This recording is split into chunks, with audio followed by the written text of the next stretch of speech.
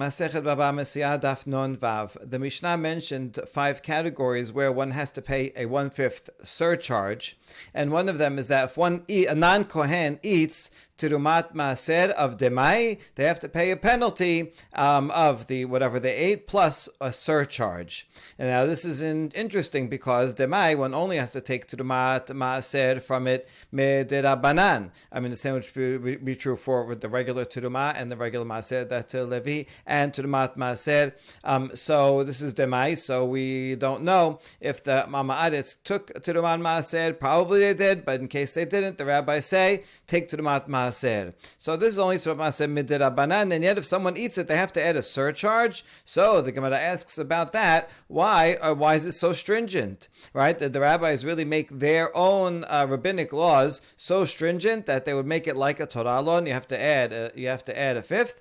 That was Rabbi Elazar's question. Pay attention to the names of this back and forth. It's a long list of questions and answers, but it's going to be important to remember all the names. So Rabbi Elazar asked the first question. Shemuel answers that this Mishnah is according to the Meir. And the Meir, yes, that is his general opinion, that when there is a rabbinic enactment, the rabbis make it stringent like a Torah law. And the proof was from a get, that if you bring a messenger brings a get from outside of Israel, he has to say b'fanei. If he doesn't say that, then according to the Meir, and she gets remarried, that's like adultery, and the child is considered a mamzer, even though on the Doraita level she got a get, and so the child should be fine. Yet the rabbis make a rabbinic enactment, and they're going to say, well, if you didn't do it exactly the way the rabbi said and add this phrase, then it's not a get, and we will consider that child to be a mamzer. So that's Shemuel's answer, that we're following the opinion of Rabbi Meir. Now this is where we start with Rav Sheshat challenging that answer of Shemuel. Mativ Rav Sheshat, Mechalelin oto kesef al kesef, nechoshet al nechoshet, kesef al nechoshet, unechoshet al perot, v'yachzor v'yifter et haperot, dibre Rabbi Meir. Hachamim omerim ya'alu perot v'yachelu b'Yerushalayim. If someone had demai produce, and they have to take maaser shenit, and the maaser sheni year. So although this is only midrabanan, so still they do that. Now they separate maaser sheni fruit from this demai, and now they don't want to carry the fruit to Jerusalem. They redeem it for money, and now that those coins that they have, they want to transfer the kedusha to yet another coin, or back to fruit, and so on. So here we see the laws that one can redeem a silver coin upon another silver coin, transfer the kedusha. Or if it's on a copper coin, transfer it to another copper coin. You can even take silver and move the kedusha to a copper coin. And you can take copper coin and transfer the kedusha to produce.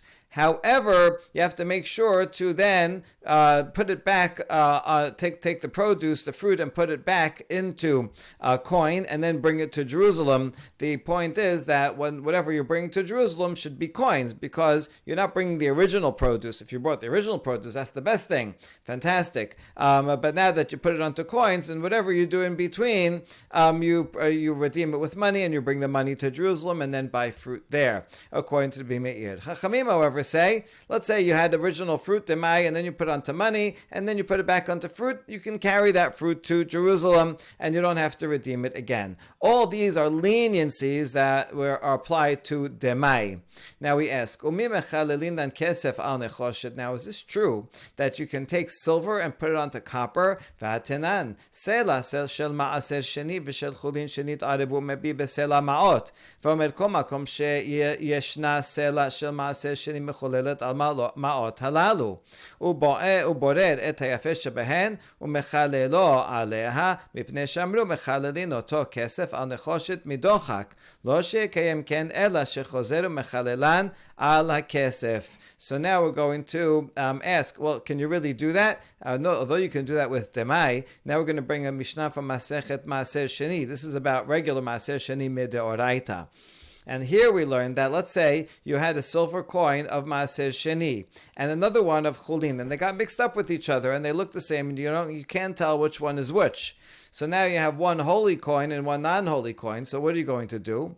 So you could bring some copper coins and you say, wherever the Kiddusha is on the silver coin, whichever one it is, I want that Kiddusha to transfer on these copper coins over here. And then after you do that, now you have the copper coins that are Maaseh Sheni coins. Then you take the best, the nicest of the silver coins, and you say the transfer, you want to transfer the Kiddusha from the copper coins back onto the nicer of the silver coins. Because the sages have said you're allowed to go from silver to copper only under duress, like in this case where you have a problem because you don't know which of the silver coins it is. And not that you should leave it like that, you shouldn't leave it on the copper coin, but rather you're just using that as a temporary holding spot until you put it back into the silver. The point of this Mishnah is Katani miyat mechalalin midochak, going from silver to copper is only under duress, but really the best thing is to put it into silver. In other words, if when you have a deoraita law, you have produce, the best thing, bring the produce, but you can't carry it, so then you should put it into a silver coin. That's the nicest and best coin. When you put it into copper, copper degrades quickly and is not as honorable, so if you have copper, you could upgrade to silver, but you shouldn't go from silver and downgrade to copper. So midochak in shalom midochak la. In this case, because we have a situation where the coins got mixed up, fine, you can use copper, go from silver to copper temporarily, just as a holding spot, and then go back to the silver. But otherwise, you wouldn't be able to do it. So we see from on a deoraita level, one cannot go from silver to copper, and yet Rabbi Meir in this Mishnah in Masechet Demai says, if it's Demai, then we're more lenient, and you can go from silver to silver, copper. You can even go from silver to copper because it's just Demai. It's only midrabanan. So we see that Rabbi Meir is lenient on the drabanan, and he does not apply the rule that Shemuel applied to him, that says anything that is that the rabbis made, right? That was the principle that Shemuel used to answer for the Meir. But here is something that's demai, it's only Rabbanan, and yet you see the rabbis are lenient and they say, yeah, go for it, go from silver to copper, even though on a Doraita level you wouldn't. So that is Rav Sheshat's challenge to Shemuel. Amar Rav Yosef, Rav Yosef comes to the rescue and helps and answers for Shemuel. It's true that the Rabbi Meir was lenient when it comes to redemption and said, yeah, you can redeem, go from silver to copper because it's only the midrabanan and demai. However, regarding eating, he's machmir. And our case in the Mishnah, remember, was talking about eating tirumat maaser of demai. And Rabbi Meir was stringent and said you have to add a fifth if you eat it. If you're not a Kohen, then you eat it. So regarding eating, he's stringent. And here's a proof that Rabbi Meir is stringent regarding eating such things. Tetanya, lo hitiru limkor demai ela lesiton bilbad. Ubal habayit ben kach uben kach sarich le'aseh dibrei Rabbi Meir. Siton is a wholesaler, merchant. He buys grain and things from lots of people, including some Amei Haaretz, and so it has the status of demai, and then he resells it to customers. Now, that the siton is permitted. Only he is permitted to sell demai, and he doesn't have to take teruma and maaser because he's just the middleman, and everybody knows that whatever the status of the siton himself is doesn't matter. He's getting things from Amei Haaretz, and then the final customer will be responsible to take teruma and maaser. That's true for a merchant, but that leniency does not apply to a homeowner, meaning a private individual who may engage in some commerce and he'll buy some extra and sell it. He may buy and sell, but that homeowner has to, no matter what, whether he buys a little or a lot, whether he buys in bulk because to resell, or he bought a little but now he has too much and he has to resell it, he didn't use it all, he has to take to the maaser, even though he's going to resell it according to the Meir. The reason is simple. When someone buys from a wholesaler, he knows that the wholesaler got it from lots of people and the wholesaler is not going to take to the maaser for everything, then he would lose all of his profit. So the final buyer will take Terumah maaser. But otherwise, if you buy from your neighbor, you assume that your neighbor, he's an upstanding person, that he took Terumah maaser, and you don't assume that, oh, well, he just bought it from someone and is acting as a middleman because he is a final customer. So if it happens to be that he's reselling, I would assume that he took Terumah maaser. Therefore, he has to take Terumah and maaser. That's the opinion of Rabbi Meir. Hachamim omerim echad asiton ve'echad ba'al habayit mocher v'sholech lechavero v'noten lo b'matana ve'no choshesh. Hachamim are more lenient, and they say it doesn't matter if one is a professional merchant or if one is a homeowner. If any one of them are reselling or sending a gift to their friend of some produce, then the receiver can sell it without taking to the maaser, and they can assume that the receiver will know that they were acting as a middleman, and the final receiver will take terumah and maaser.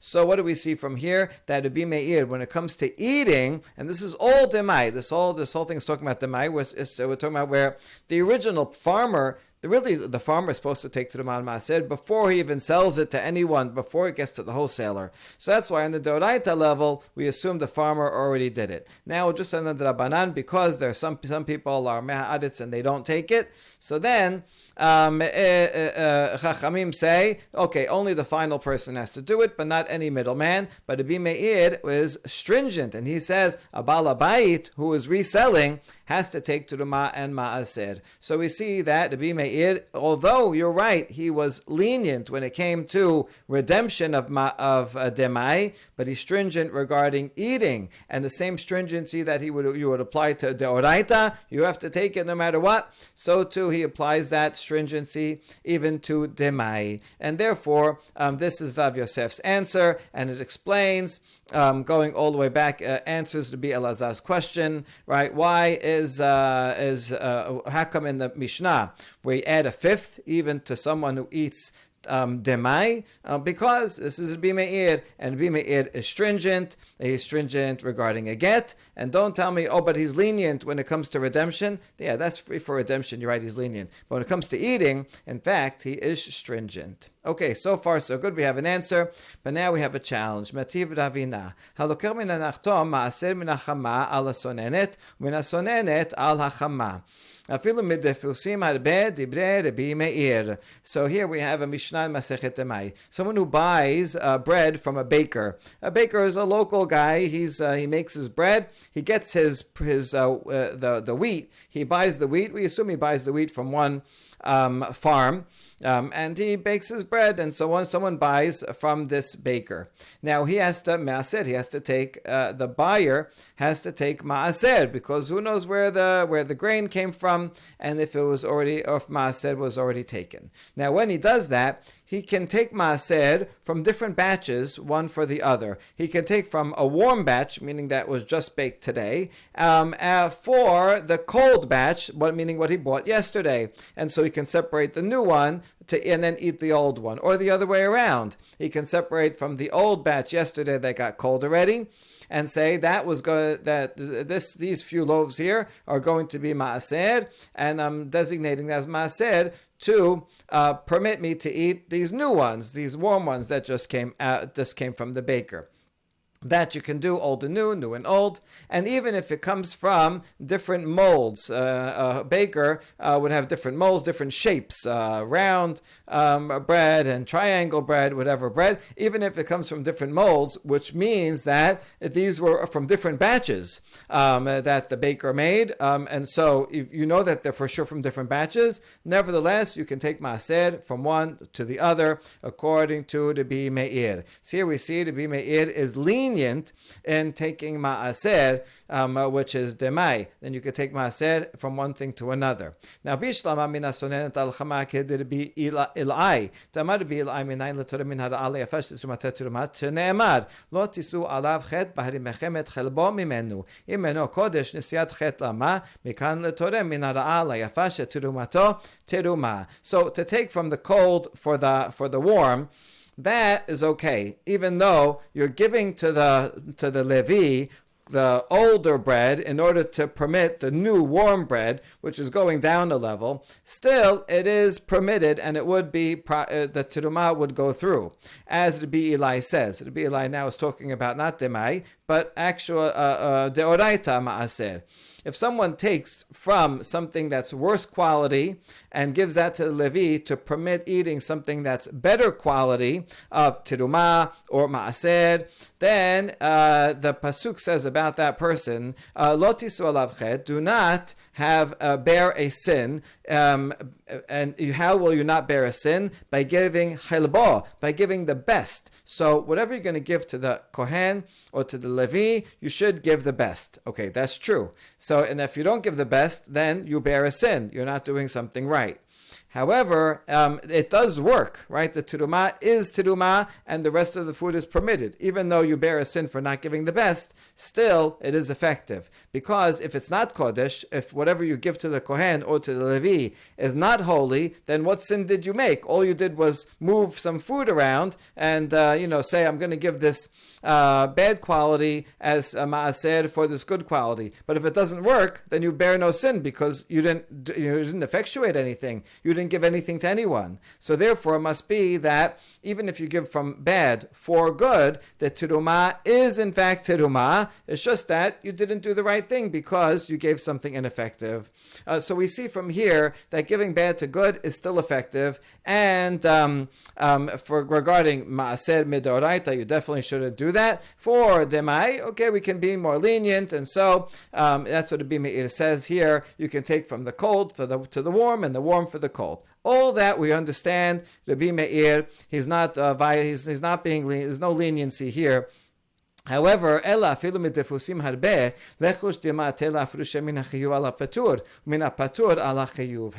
we cannot understand the Meir if he's upholding a deoraita standard, even on demai and the rabbanan things. Then how can he permit taking from different shapes, from different batches, one for the other? Why doesn't he worry that he's taking from a batch that is liable to take maaser for another batch that you don't have to take maaser?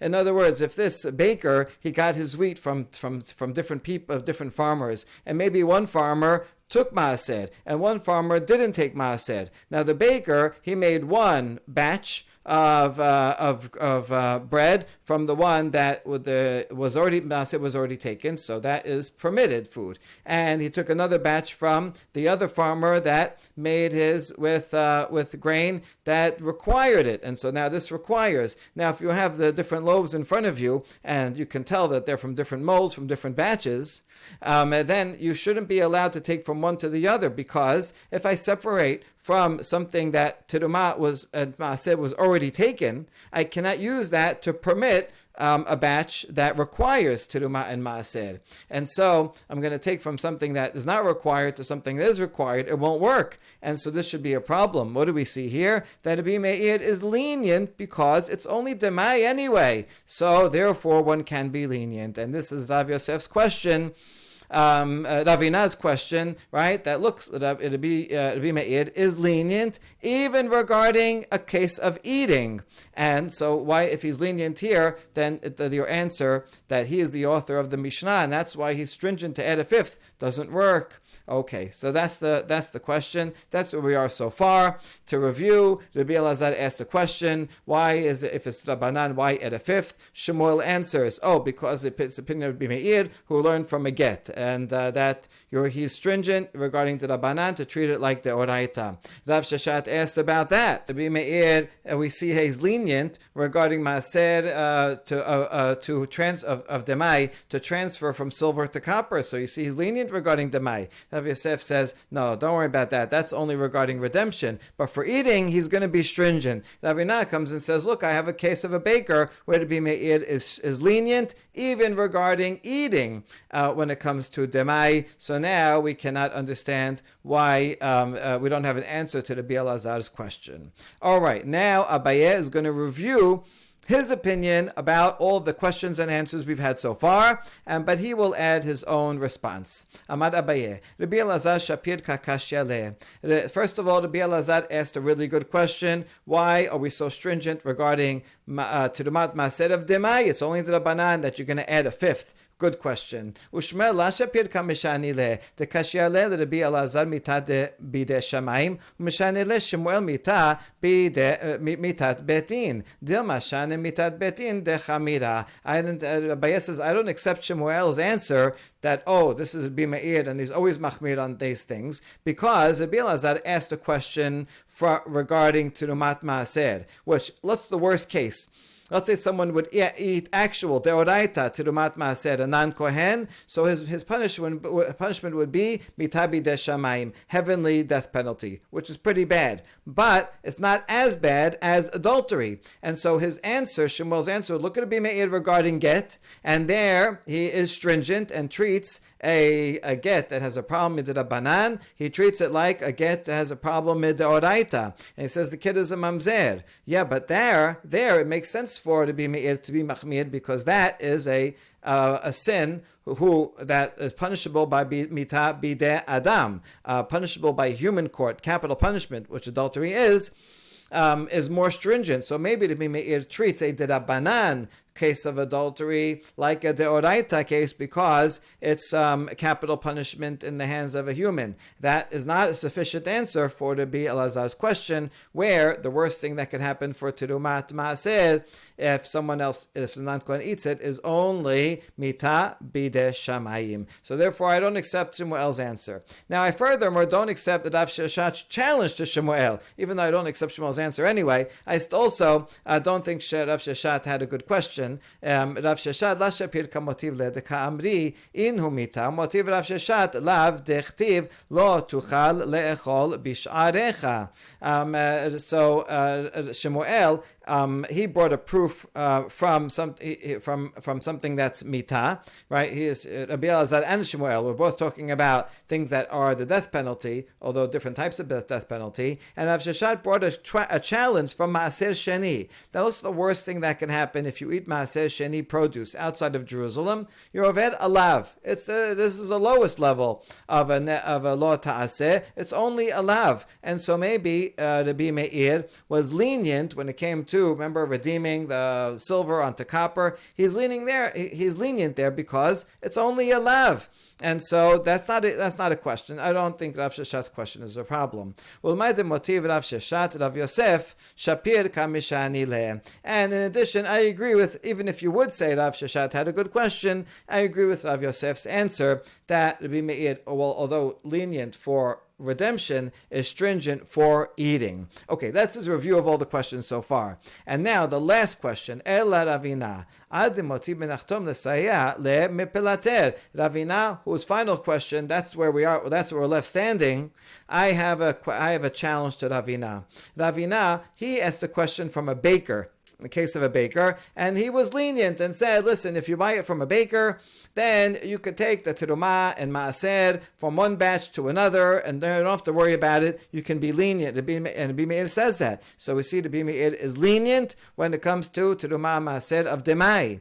However, and that's a challenge. Look, he's lenient. How come he's machmir in the Mishnah, which is also terumat maaser of demai? So he says, why did you ask a question from the baker? He should have actually brought an answer and a proof from a palter. That is a merchant. That's a wholesaler who buys from many bakeries and sells a lot of bakery goods. And the law there, the Mishnah addresses ditnan haloker min palter maaser min kol defus udfus divrei Meir. When it comes to someone who buys bread from a palter, from a wholesale merchant, then the buyer has to take maaser. Now it's demai, because you don't know if the original farmer, hopefully we can assume that he took maaser back on the farm before he even got to the baker. But just in case he didn't, so midrabanan we have to. And yet the buyer from the pelater has to take from every mold, right, from every batch. because because who knows where it came from, all this grain, and maybe one of them was patur and one of them that he brought was chayav, and so you can't take from one mold to another. From each mold you have to take 10% according to Rabbi Meir. So we see Rabbi Meir is actually strict. This is a case of demai, and he's strict. Now, how do you answer the two cases of Rabbi Meir? Why does he make a distinction between a regular baker and a merchant, a wholesale baker? It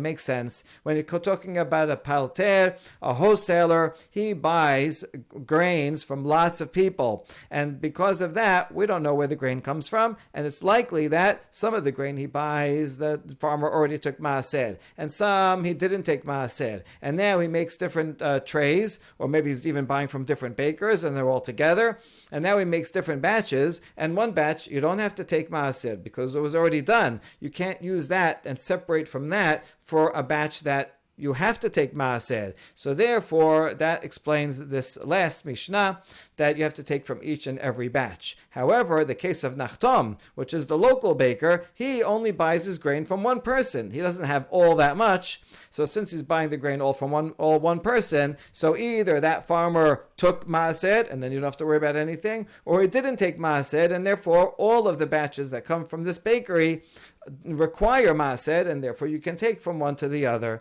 And so we see that there's a very good explanation for Rabbi Meir's leniency. It's actually not a leniency, it just follows straightforward because all of it comes from one baker, from one farmer, and that's why it can be lenient. However, if it in fact comes from different ones, then you have to be stringent. So now we have an answer to the original question. Why is our Mishnah so stringent to say to Terumat Maaser of Demai you have to add 20%? It is in fact the opinion of Rabbi Meir. So Shmuel got it right, except that Shmuel learned it from a get, and a get, that's too machmir, so you can't compare it to that, and you can't compare it to Maaser Sheni, which is more lenient.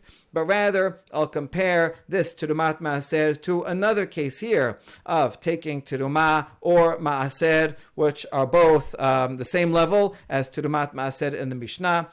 They're all Mita Bideh Shamayim, if one eats it, who is not a Kohen. And you see that Rabbi Meir is in fact stringent, right? Because you see that with the Palter. And so this is a good answer. All right, all that is now one answer. We have one more. Rava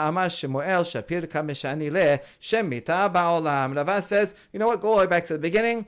And I agree with Shemuel. And that which you asked, Abaye, against Shemuel, these are two different types of mitah. How can you bring a proof from mitah bidei adam, which is more stringent? Rava says that's not a problem. They're all called the death penalty, even though, yes, there's subdivisions of different types of death penalty, but the subdivisions are relatively small, and therefore one can assume that whatever Rabbi Meir would say regarding one type of law that requires death penalty, he would say about the other as well. And just like Rabbi Meir is stringent regarding a get, even though it's only a requirement that a banan, he treats it like the oraita, we can learn that Rabbi Meir would say the same thing for terumah or maaser or terumat maaser, where in all those cases, if a non-kohen eats tebel, from which terumah and maaser and terumat maaser were not taken, then the punishment would be mita bideh shamayim. So Rabbi Meir would be stringent about all those cases. And so Rava says, I don't need Abaye's answer. I'm going to go back and stick with Shemuel's response, and then also the clarifications that come after are a sufficient response. And so we've explained our Mishnah is in fact Rabbi Meir. And why is it so stringent? Because Rabbi Meir says, yes, we treat even the Rabbanan, even things about demai, that you took demai of tebel, and that would be, if it was for sure, mita bideh shamayim, so one has to be stringent and treat it as if it's deoraita, and that's why you add an extra fifth surcharge. Nu Mishnah, elu devarim she'en lahem ona'ah havadim v'ashtarot v'karkaot v'hekteshot, en lahem tashlumei kefil v'tashlume arba'ah v'chamisha. In the following cases, there is no problem of ona'ah. If someone is selling a slave or a deed or land or something that's hekdesh, even if one is over paying or underpaying, there's no law. of ona'ah. So, for example, for land, right? If someone says, this land is actually worth $1 million, and someone pays $1.5 million, then the sale is valid. Nobody can complain. Or a shtar would be like a loan document. A loan document, let's say, is for $100 that I have a loan that someone's I can collect next year, and so I want to sell the loan document to you so that you can go and sell it. And you might buy that loan document maybe for 60 cents on the dollar because I want the money right away, and so then you'll collect it next year, and you'll have to deal with the hassle of collecting it, right? Or avadim, or something that's hekdesh. That could be in a case where the Bet HaMikdash is selling property that they own.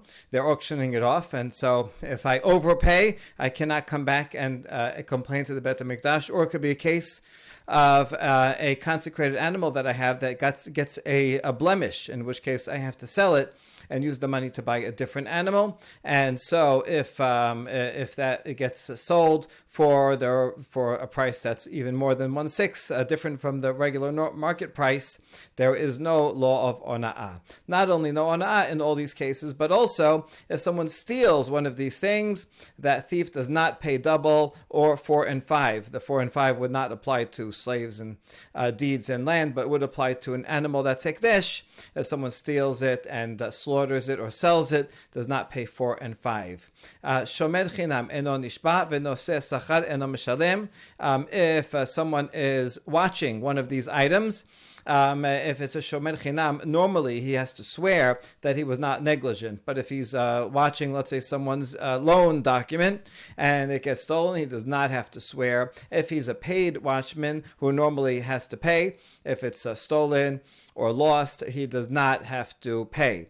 Rabbi Shimon Omer, Kadashim shu chayav b'achariyutan yeshem ona'ah v'she'eno b'chayav b'achariyutan en lahem ona'ah. With regard to sacrificial animals, it depends. If it's a type that one is liable for, they're responsible for it. For example, if I say that I am liable to an olah, hare alai olah, and then I designate this one animal that will be an olah, and something and then gets lost or stolen, then I have to bring a different one. So therefore, since I am responsible, I have a financial connection to it, and therefore that thing, if I sell, there is I am responsible for liable if I overcharge, because even though it's hekdesh, but I also have a monetary responsibility over it. Whereas if it's an animal that I am not liable for it, if I say hare zo ola, I don't take the obligation upon myself, but I just designate that this animal is going to be an olah, in which case if it gets lost or stolen, I do not have to replace it,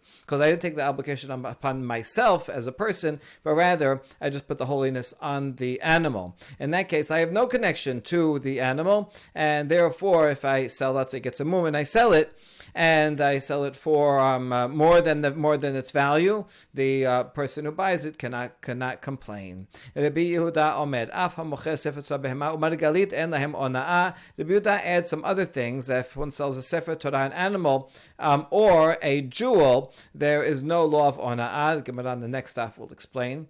Amru lo amanu ela elu. But the other sages disagreed and said, no, only the items above are exempt from the law of overcharging, but not these things. What's the source that land in these other things? There's no ona'ah.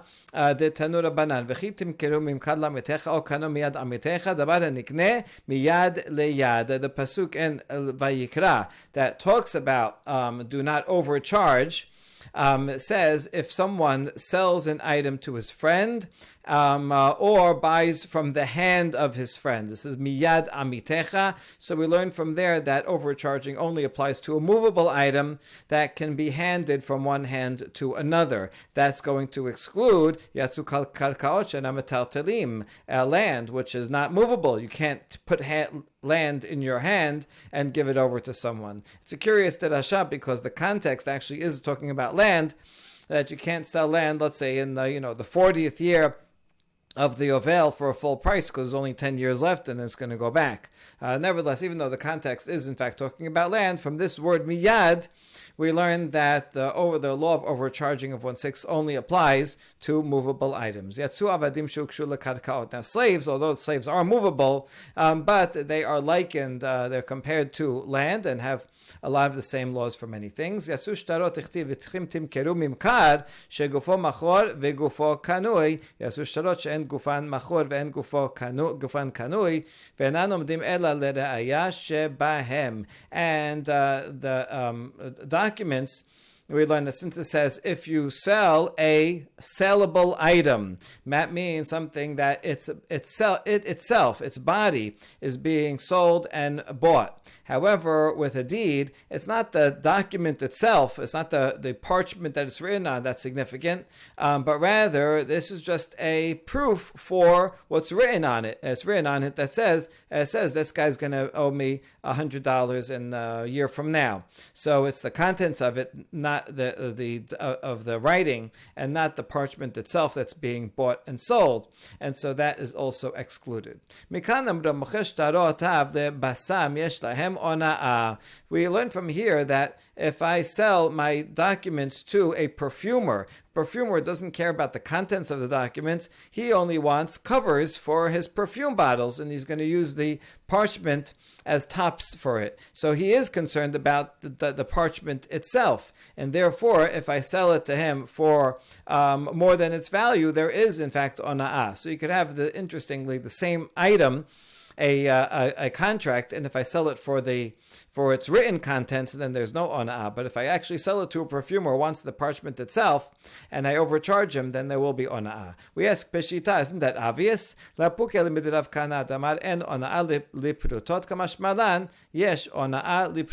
We need this statement. We need that to teach us that we're going to disagree with the opinion of Rav Kahana. He said that in order to be liable to ona'ah, just overcharging someone peruta is not sufficient. It's a larger amount in order to be liable to peruta. We learn from here that even just a peruta of overcharging is considered overcharging. We learn it from here because how much is a parchment worth? One page of parchment. It's only going to be worth a few cents. So if I overcharge someone, 1/6 of that is still going to be just a peruta or two. It's not going to be a significant amount. And nevertheless, there is a law of ona'ah. Hekdeshot amar kera achiv velo hekdesh. Now, how do you know that ona'ah does not apply to holy items? Because it says if you buy or sell something from your friend, and so it means from your friend and not from another layperson, but does not apply to hekdesh. Matkif la rabba bar memal kol echad dichtiv yado mamashu. So Rabba challenges the first derivation here that has to be that we exclude land because that's not movable. That's not given from hand to hand. So what do you mean from something from hand to hand? You're always taking the word yad literally, that it's literally something that you can put in your hand? This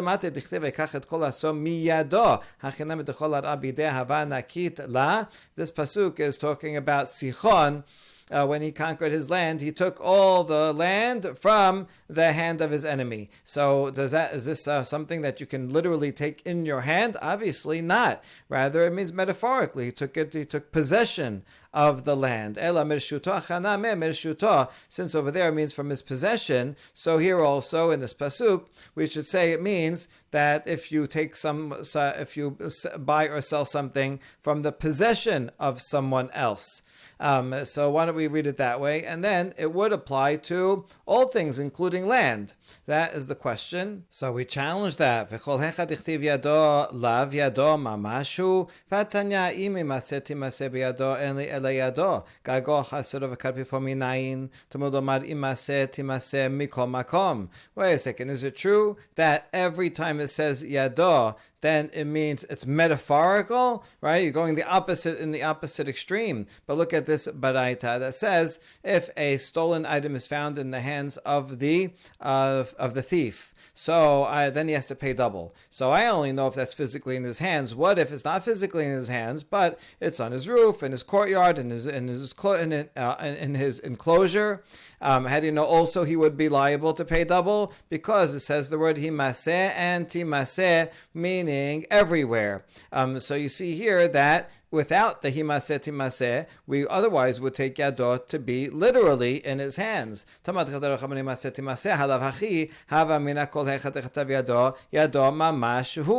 So we see here that unlike this pasuk in regarding Sichon, where we say, okay, here yado is metaphorical, but otherwise, that's true in that pasuk, but in other pasukim, we take it to be literal. Not only there, in another place, V'tu Tanya, Natan biyadayin li'eliyadaya, gaga chasera v'karpifa minayin. If a husband gives a get to his wife, he has to put it in her hands.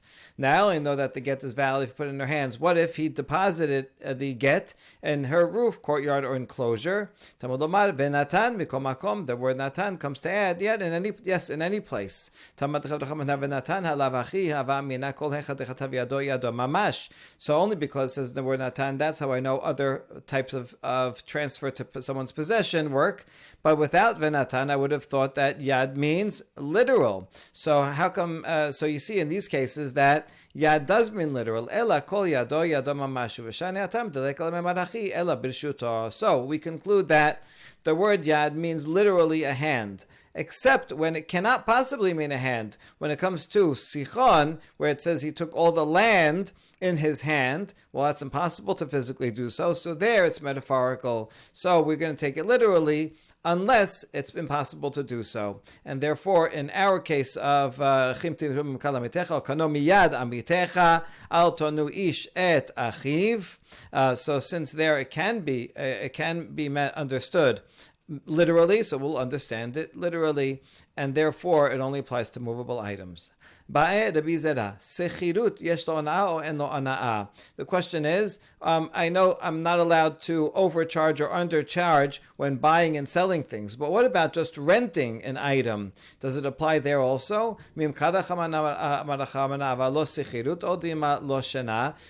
pasuk does say mimkad, which means selling, but not renting, or maybe it's the same thing.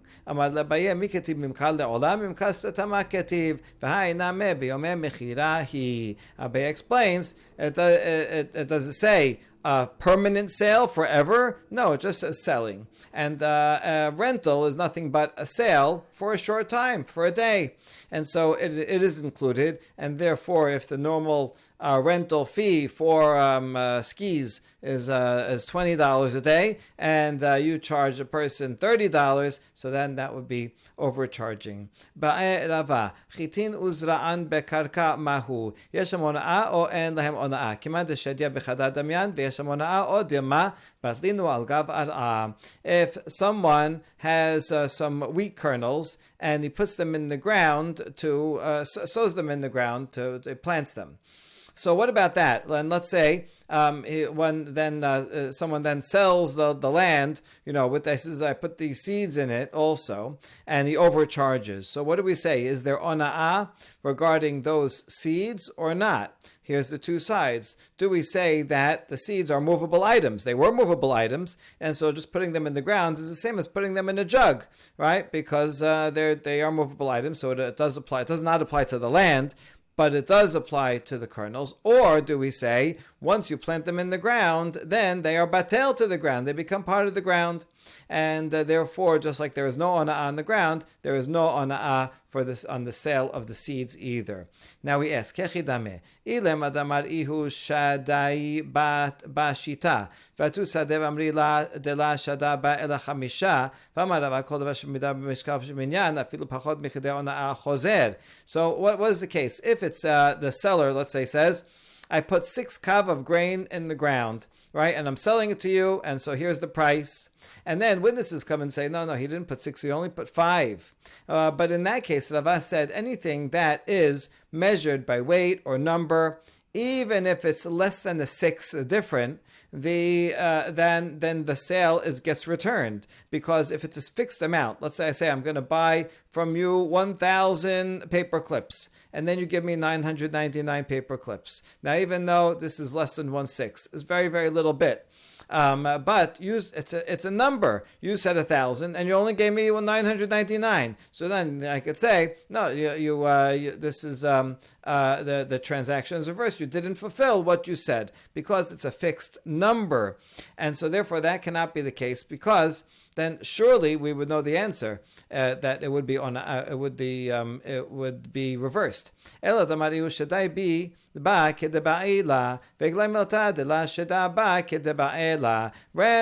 it's talking about a person that says he hires a worker and he says, listen, put in the number of wheat kernels that's required. He didn't say a fixed amount, but just general, right, as is required. And then turns out witnesses say, no, he didn't put the required amount.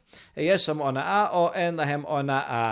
that's the case that is talking about where, let's say, he sells that field and it does not have sufficient amount, but not by an exact number. No, he never said an exact number. But rather a general amount, and it turns out to be more than 1/6 of a difference than what would be expected. So is there ona'ah? So in that case, do we say that these are movable items because they're kernels? So it's like putting in a jug or putting in the ground is the same thing, and I thought I was getting this much and I got much less? Or do we say that once it's put in the ground, it becomes batel to the ground, and there's no ona'ah when selling land? Nishba'in, that's one question. We're going to ask more questions. We're going to take on all of them. Nishba'in alehen or en nishba'in alehen. Would one be required to give an oath, like let's say a modeh b'miksat oath regarding kernels? Generally, you have to give say modeh b'miksat and other types of oaths on movable items, but not on land. So kimad shedam b'chadad damyan nishba'in alehen or dilma batlinu hagav ar'a ve'en nishba'in alehen. Do we say that they're in a jug, even though it happens to be in the ground, but they're movable items and you make a vow? Or do we say no, that it's batel to the ground?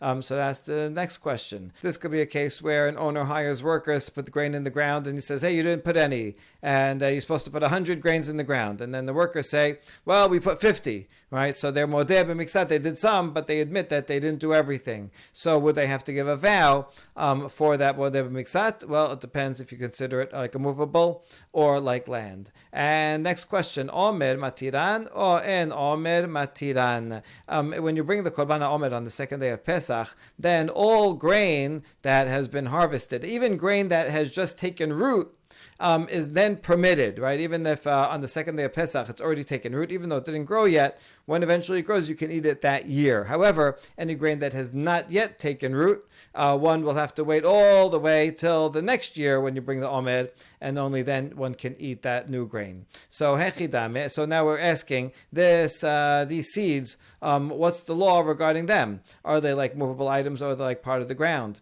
Hechidame ish te'ashrush tanena idela ashrus tanena ditnan imishishu kodem la'omer omer matiran imlav isuran asurin ad shevo omer haba. So now we ask, what kind of case are you asking the question in?